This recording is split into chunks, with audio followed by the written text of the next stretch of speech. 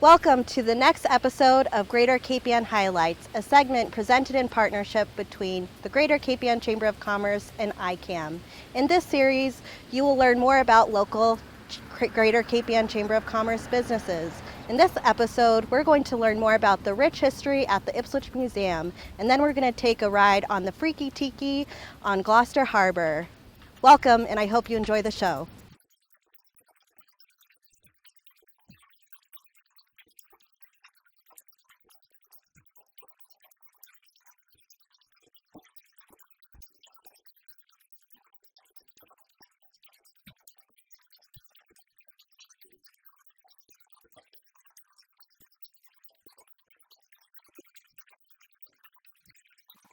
We are here today with Stephanie Gaskins of the Ipswich Museum, and Stephanie has many roles here. One of them is board president of the Ipswich Museum, as well as DAO creator.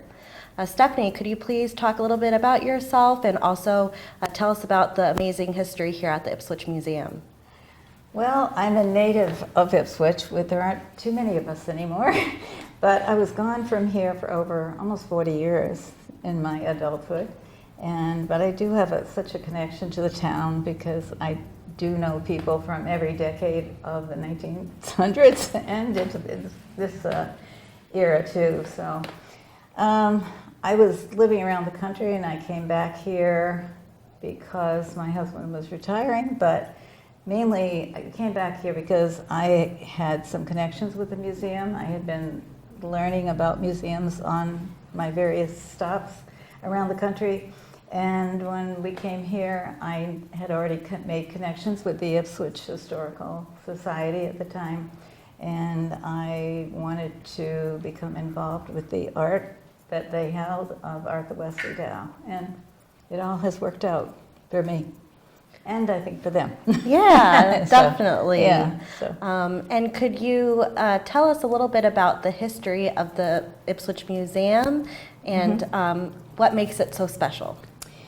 Well, it has a lot of special collections, but mainly it was formed in the 1890s when the houses in Ipswich, the ancient houses as they were called, 1600 houses, 1700 houses, were really falling apart and no one was taking care of them. And the group of people decided that they were going to rescue one house and preserve it.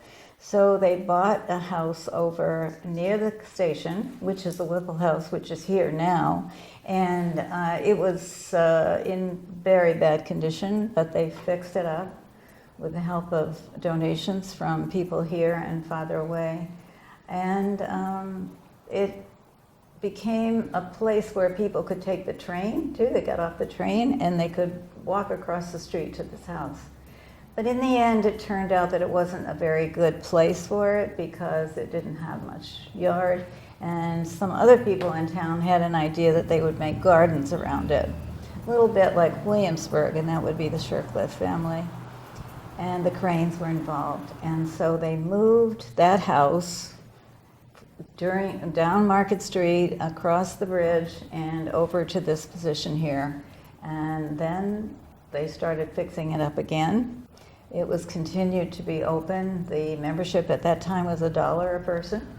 Wow, that's a good deal. It was, and everyone was listed separately as a donor, but there were some major donors. So the Cranes were involved and other people like them on the shore. Yes, well, the Ipswich Museum is very special and the location is so nice and so beautiful for people to come and enjoy the history and the exhibitions here. Could you tell us a little bit about the room where we are in today and the artwork behind us here? This is the Arthur Wesley Dow Gallery, and just to continue a little with what I said before, in the 1930s, the group that owned the Ipswich the Whipple House across the street decided that they needed another building to house their museum pieces that were not pertinent to a 1677 house. So this building came online, it came for sale by the Hurd family, and they bought it from Miss Alice Hurd, who was the last tenant here, with the right that she could stay in this house until the 50s. Until she died, that's when she died. So when she died, a whole group of people from the North Shore, not just Ipswich, got together and started furnishing the place for a house museum, even though it was originally thought to be just a museum. So for many decades, it was furnished as a house. We had bedrooms upstairs, we had a dining room, and so forth and so on. But I had an idea that I thought house museums were not really that popular anymore. As you know, many of them have closed. And we have a perfect house museum across the street for that era. This house had, the Ipswich Historical Society had already collected so many things that were important to the history of Ipswich that didn't have to do with a house. They had already started the Arthur Wesley Dow collection. They had other things from the China trade that came with this house. And we needed to separate it so that when you came to the museum, you would come into this room and you would learn about Arthur Wesley Dow. Prior to having this room dedicated to him, his paintings were all over town because they were in the schools, they were in public buildings, they were in banks, and so forth. So they're now all back here. And we have so many people who come here just to see his work. And his work, I mean, it's very beautiful, and he paints a lot of the Grand Canyon.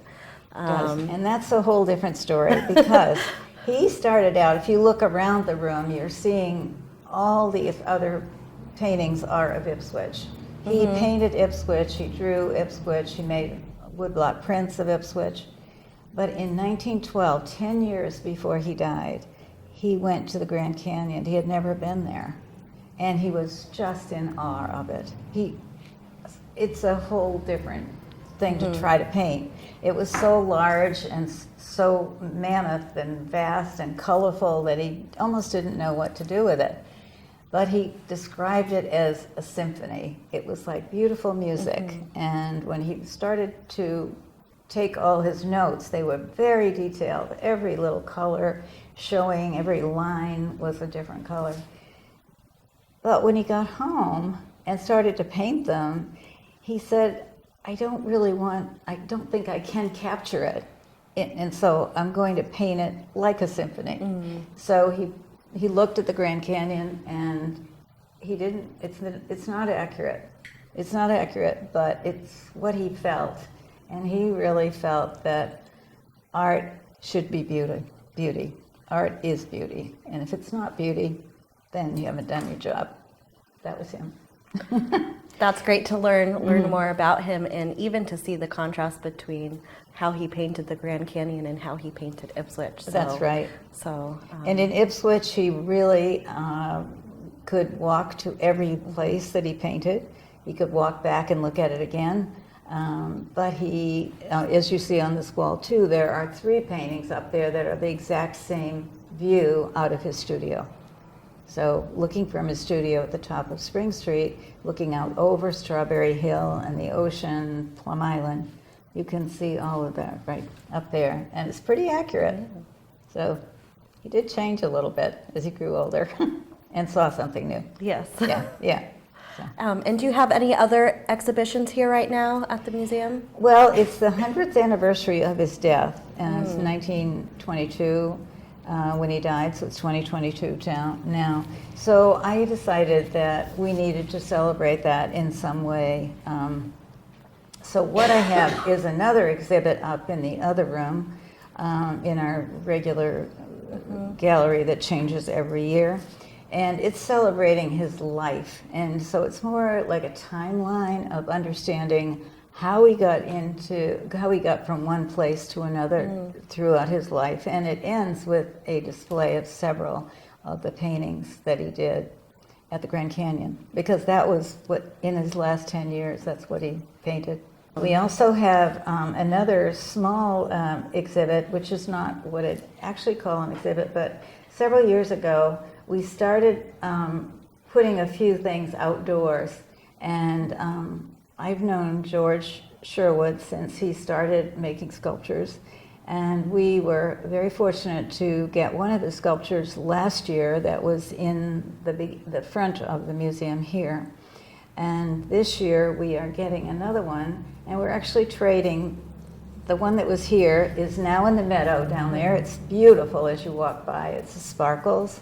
And the other one will be installed any day now. And do you have any new and exciting programming coming up in 2022 and beyond? Well, what we do for programs is that we have a monthly lecture, and we're off for a couple of months in the summer, but we have a lecture, and it's on all kinds of subjects historic. It might be an art lecture. It might be about clamming. It could be someone, pretending she's Eleanor Roosevelt. That's coming up next year, and that should be very good, I think.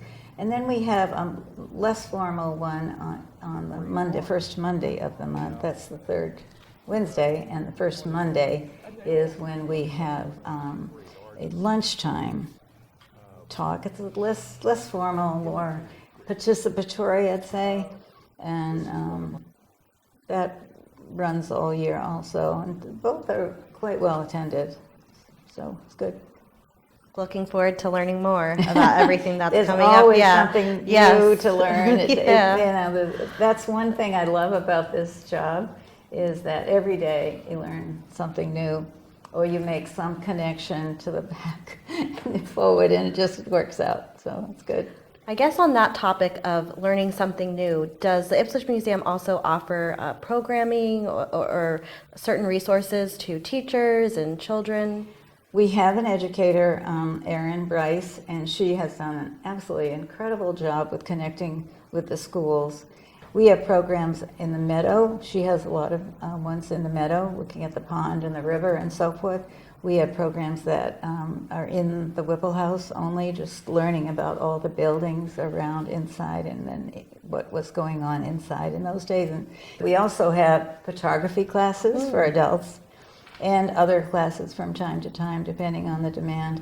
And we had a program this spring, which we repeated from last year, where we had Sunday strolls every Sunday for 8 weeks. And Scott Jewell did several of them. I did a couple of them.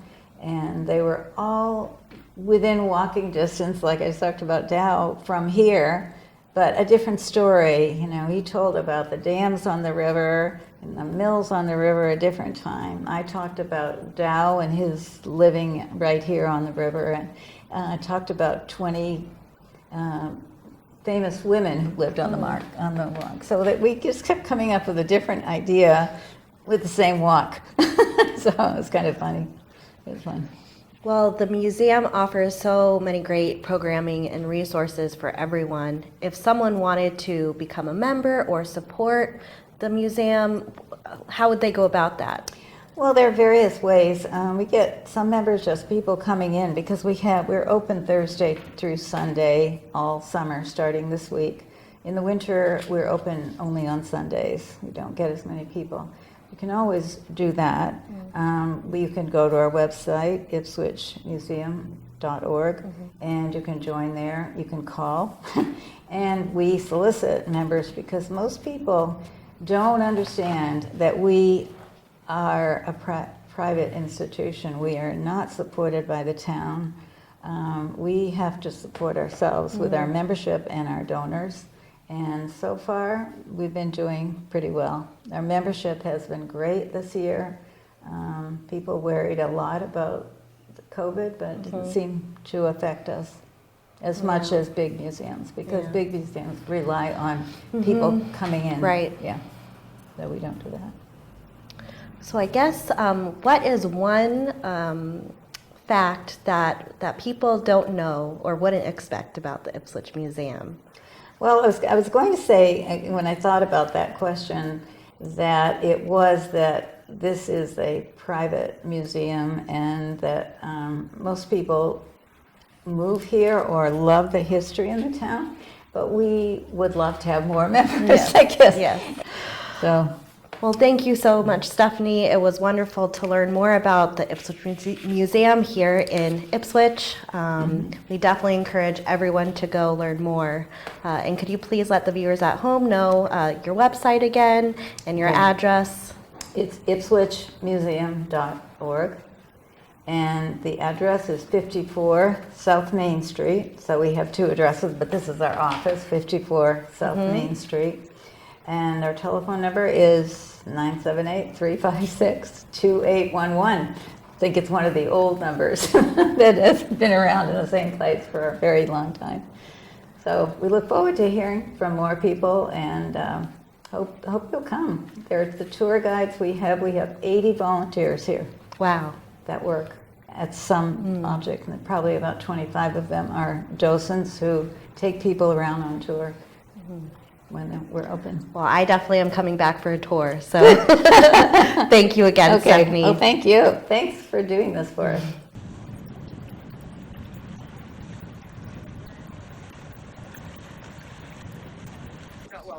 I had a story, and now the story is different. Well, yeah. Yeah.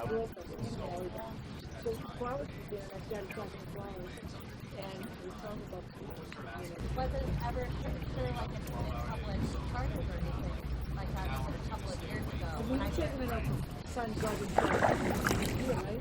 Last year. Right. We're gonna have so many. I know.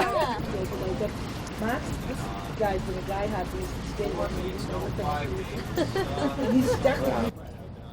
Welcome everyone. Today we are with Ginger, the owner of the Friki Tiki here in Gloucester.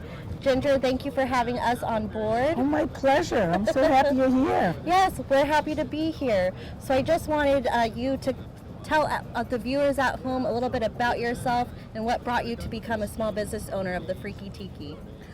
Well, I came from a beautiful family of very conservative people, and they always wanted you to get a job where you had any kind of benefits. You could be a teacher or a nurse or a secretary, but they never thought about starting a business or anything. When I got married, I had a furniture business, and actually Laurie bought her furniture from me. And that was many, many years ago, back in 1985. And I realized how much I liked being in my own kind of a business, and then it became a big interior design business. And then I bought the Rudder restaurant. I mean, it gave me the impetus to say I can do anything if I want to try, and I don't have to be locked in a box with security. So ever since that time with the furniture business, I've been self-employed with little businesses, and I love it. It's got a sense that you feel liberated. Definitely. Yeah. Tell us about Friki Tiki.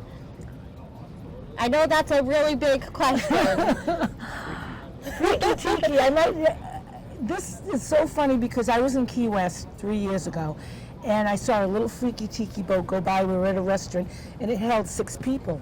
So I said to my friends that I was with, we should go on that boat. What a great idea it is. It just caught my eye. So we all went on the boat. We had a wonderful time. There were just 6 of us. And then I said to one of the people on the boat, wouldn't this be great in Gloucester Harbor? He said, I think it would be a winner. So we got home on a Friday. Saturday morning, he came up to my place, knocked on the door and said, Tiger's boat's for sale, you should buy it for the Friki Tiki. So I said, okay, let's buy it. Let's buy it. I bought it. And that's where it began. And just the decor and the whole exterior of the boat. Can you tell us about that? How you chose the paint colors, just everything, because it's really special. Well, actually, the paint colors, Lois's son Wes said to me, why don't you start doing bright colors on here? I was going to stick with maybe mahogany colors, and he said, do really crazy, funky colors. No one in the harbor has that. So I went to Ben's and got 5 different colors and started painting it myself. And then people were helping me paint it. The thatched roof I got originally, we made the thatched roof from one end of the boat to the other end of the boat. And of course, the wind caught that and we couldn't even, the stability test, the boat was all over the place. We had to cut that back. We had to have welding done. We had to get brand new engines. It was just a process that got us to this point where this is the most fun boat, I think, in Gloucester Harbor. Yeah, it definitely looks it. If you're out here, you definitely stand out. Now, for the public wanting to come aboard and either book a private charter or come out for a sunset sail, could you talk a little bit about that? Yeah, Do you want me to talk about it, or would you like somebody else to talk about Well, it? we could hand it off to someone else think we to could talk do about that. the public charters, yes. And I think with Laurie Timoney would be a perfect person to talk about that because she's really organized everything. Okay, definitely, If yes. that's okay with Yeah, you? that's okay with me.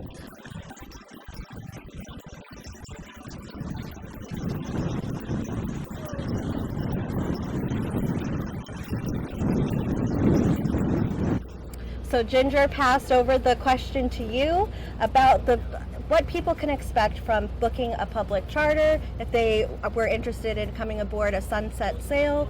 Could you talk a bit about that process, Lori? Sure. And also introduce yourself? Sure. My name's Lori Timoney, and I'm lucky enough to be working with Ginger. In terms of booking, number one, we have public sailings on Friday, Saturday, and Sunday. We also have private charters, and the private charters are absolutely taking off like crazy. We've got people celebrating birthdays, bachelorette parties, wedding celebrations. It's just anytime you want to get a group of people together, it's a lot of fun to get out here on the water. That's really about it. I would say the best thing to do is go to our website. It's the Friki Tiki of Gloucester.com, and you can book all public sailings online. And in regards to the private charter, you just will click the inquire button and it'll lead you directly to our email, so you can book or inquire by way of email that way. Well, perfect. Thank you so much, Lori. You're welcome. And then we're going to bring Ginger back over so we can ask some more questions.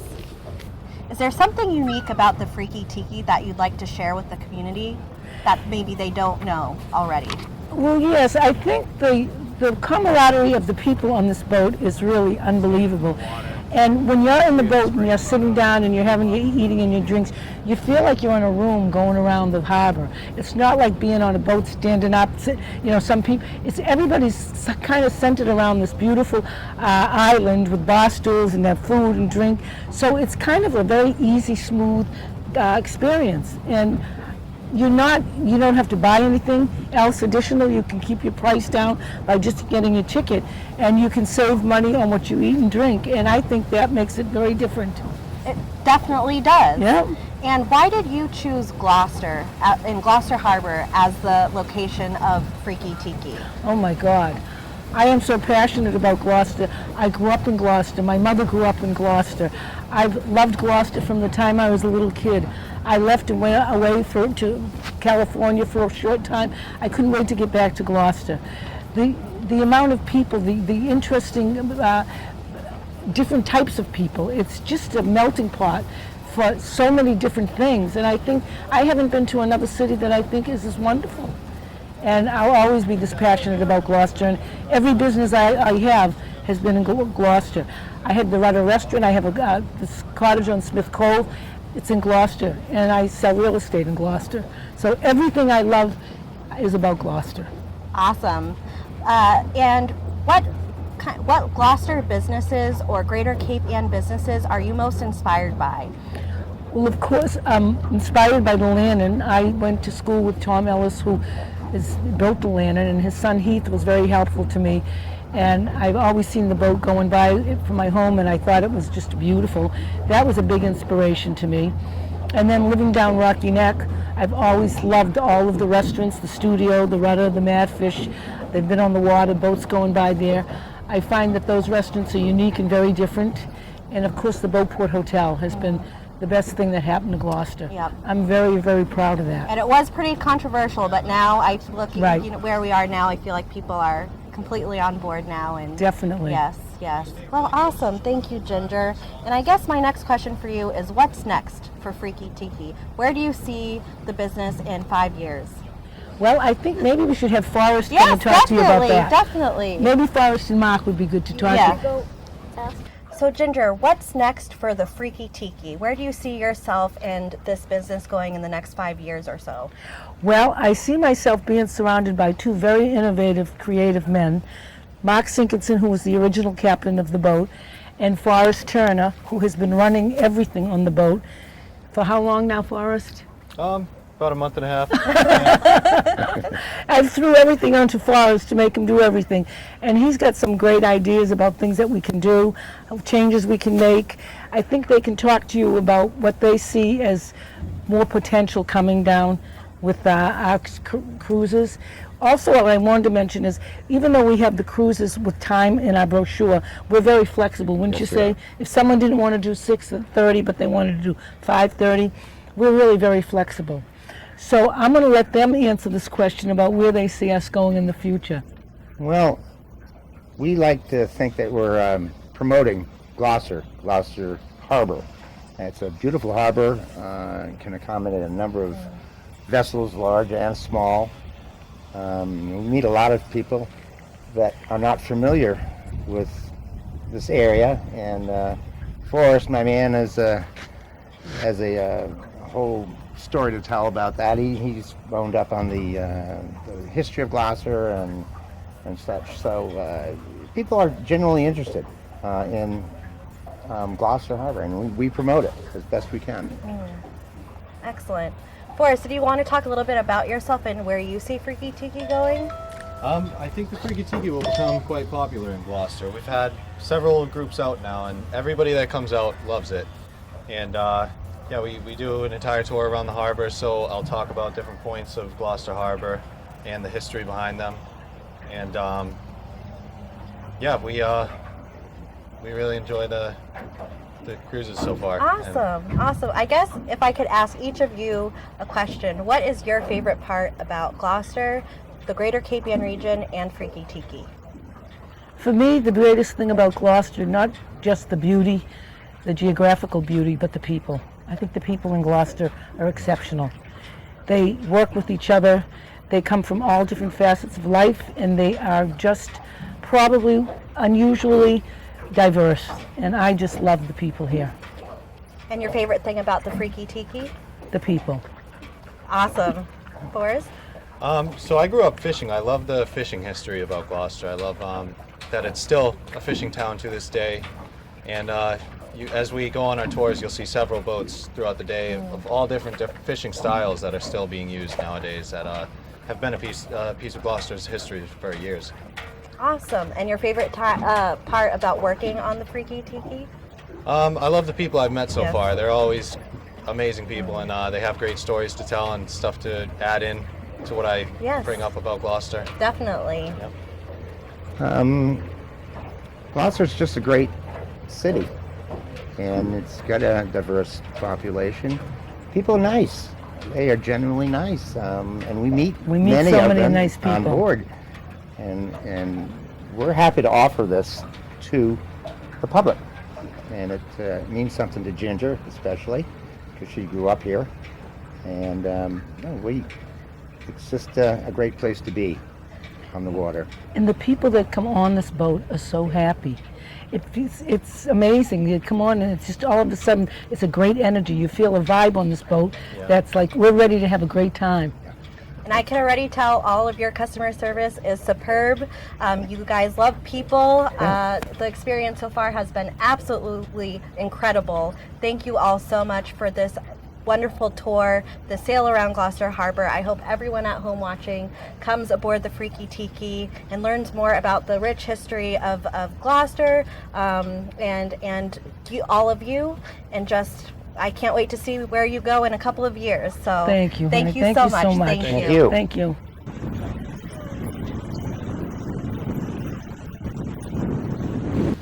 Thank you for tuning in to today's episode. In the next segment, we're going to learn more about Betsy Frost Designs here in Ipswich.